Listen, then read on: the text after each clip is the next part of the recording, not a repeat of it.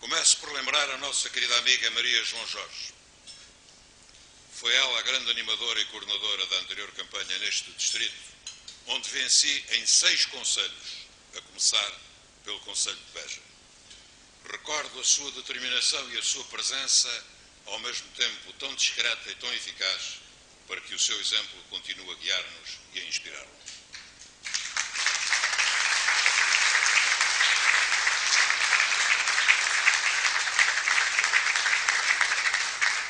Há 5 anos houve uma candidatura de cidadãos inovadora e pioneira que abriu um caminho de participação cívica fundamental. Foi um ponto de partida. Para muitos foi até conseguir o impossível. Mas nestes 5 anos o mundo, a Europa e Portugal mudaram. A situação hoje é muito mais crítica e urgente.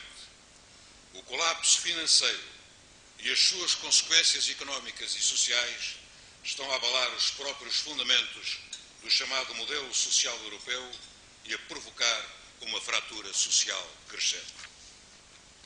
Falta na Europa uma liderança capaz de inverter as receitas do pensamento único que estão a regressar em força depois de um período em que até o Presidente da Reserva Federal Americana, Alan Greenspan, reconheceu que se tinha enganado. Está de volta um discurso em que se pretende acalmar os mercados, mas que revolta e crispa as sociedades. As tergiversações em relação à Grécia e as pressões em relação a Portugal mostram que na União Europeia há tendências para sobrepor o egoísmo dos mais fortes à solidariedade com os que têm mais dificuldades. Em Portugal, há 5 anos, havia uma maioria absoluta no Parlamento. A consolidação orçamental estava a dar passos importantes. A relação institucional entre São Bento e Belém antevia-se pacífica e havia um certo capital de esperança. Hoje, os indicadores sociais agravaram-se, com destaque para o desemprego que pela primeira vez ultrapassou os 10%.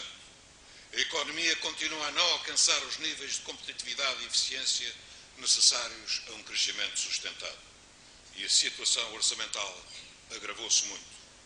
A qualificação dos nossos recursos humanos melhorou, mas não o suficiente. E o endividamento público e privado tem crescido exponencialmente.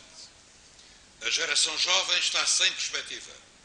A geração idosa, com maior esperança de vida, representa uma parte cada vez mais significativa da população. Estes factos, acrescidos da diminuição da natalidade, colocam novos desafios coletivos. Da França e dos Estados Unidos chegam sinais de esperança e de mudança. Em França, a esquerda conseguiu unir-se e ganhar de forma retumbante as eleições regionais.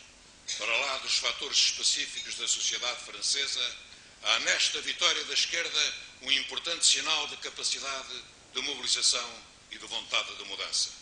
E há também a comprovação de que as receitas do costume já não respondem aos problemas atuais.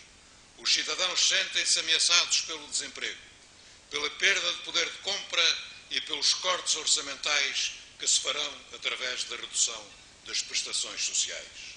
Na França e em toda a Europa, os governos e os povos vão sentir as consequências dos esforços realizados para tentar controlar a crise provocada por um sistema financeiro desregulado. O problema está em saber até quando se manterá o dogma neoliberal e a repetição das mesmas soluções que estiveram na origem da crise mundial. O resultado das eleições regionais francesas é um aviso e uma lição para todos os países da União Europeia.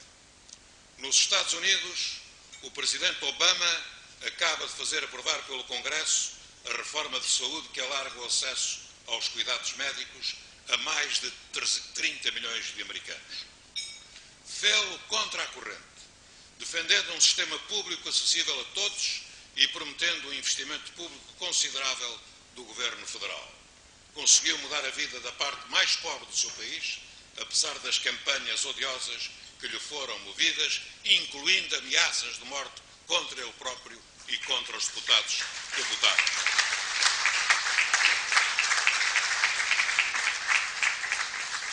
Não desistiu e não mudou de programa, manteve-se fiel aos seus compromissos eleitorais e obteve uma vitória, que é uma vitória da vontade e uma vitória ideológica, que vem demonstrar ao mundo a importância do papel do Estado em defesa dos serviços públicos de proteção social, em especial dos cuidados públicos da saúde.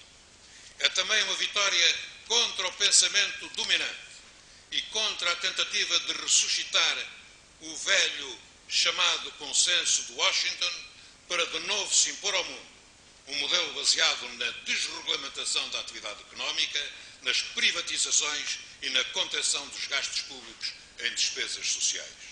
Por mais estranho e paradoxal que pareça, o Presidente dos Estados Unidos parece ser aquele que melhor compreendeu as causas que provocaram o colapso financeiro mundial. E parece ser também o que mais esforços está a fazer para remar contra a maré e procurar um novo paradigma em que a política volta a comandar a economia. Penso que desta vez a Europa e a esquerda europeia devem ter a humildade democrática de aprender com o Presidente Obama esta lição, que é sobretudo uma lição de vontade política, de convicção, de idealismo democrático e de fidelidade a uma causa justa.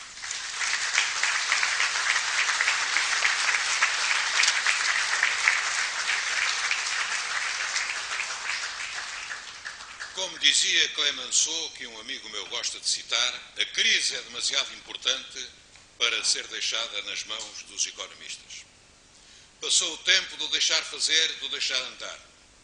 Esta é a hora da responsabilidade política e social do Estado. Passou o tempo do egoísmo e do sucesso a qualquer preço. Esta é a hora da responsabilidade e da solidariedade. Passou o tempo do capitalismo sem ética e do lucro fácil e sem regra. Esta é a hora de uma nova ética empresarial e de uma nova e acrescida responsabilidade social das empresas. Mas não basta inovar, qualificar recursos humanos, apoiar empresas. É preciso investimento público que estimule a economia e uma mais justa repartição da riqueza, solidariedade, justiça, coesão social, preservação e consolidação dos serviços públicos. Não há outro caminho para sair da crise e evitar as fraturas a que ela pode conduzir.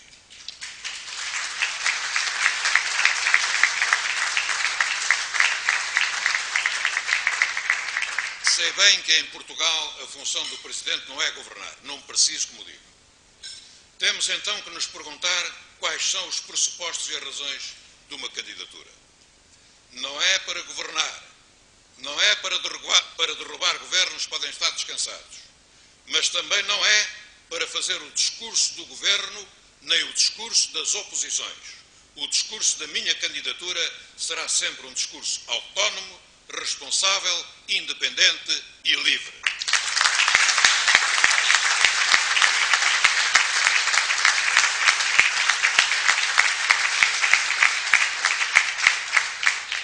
A razão de ser da minha candidatura reside na profunda convicção de que um Presidente da República pode fazer a diferença e ser um fator de mudança.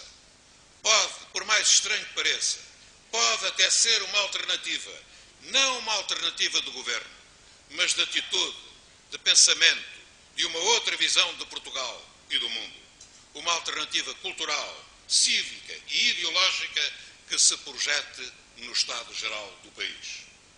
A uma visão predominantemente economicista pode contrapor-se uma visão que não reduza a nação apenas à economia e que seja capaz de pensar o outro lado das coisas e da vida. Parafraseando o meu amigo Jorge Sampaio, há mais vida para além do déficit. Ao que eu hoje acrescento, há mais vida para além do PEC.